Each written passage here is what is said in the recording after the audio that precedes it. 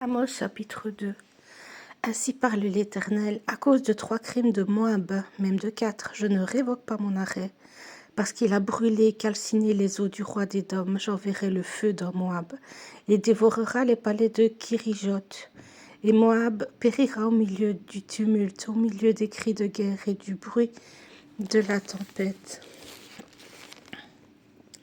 J'exterminerai de son sein le juge, et je tuerai tous ses chefs avec lui, dit l'Éternel.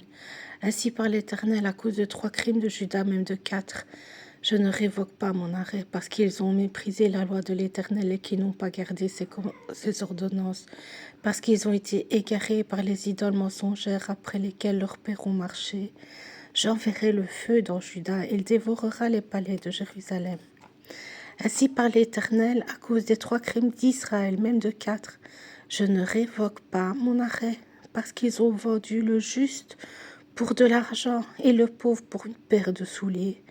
Ils aspirent à voir la poussière de la terre sur la tête des misérables et ils violent le droit des malheureux. Le fils et le père vont vers la même fille, afin de profaner mon saint nom. Ils s'étendent près de chaque autel sur des vêtements pris en gage, et ils boivent dans la maison de leur Dieu le vin de ceux qu'ils condamnent. Et pourtant j'ai détruit devant eux les Amoréens, dont la hauteur égalait celle des cèdres et la force celle des chênes. J'ai détruit leurs fruits en haut et leurs racines en bas, et pourtant je vous ai fait monter du pays d'Égypte. Et je vous ai conduit 40 ans dans le désert pour vous mettre en possession du pays des Amoréens. J'ai suscité parmi vos fils des prophètes et parmi vos jeunes hommes des Naziréens. N'en est-il pas ainsi, enfants d'Israël, dit l'Éternel? Et vous avez fait boire du vin aux Naziréens, et aux prophètes vous avez donné cet ordre, ne prophétisez pas.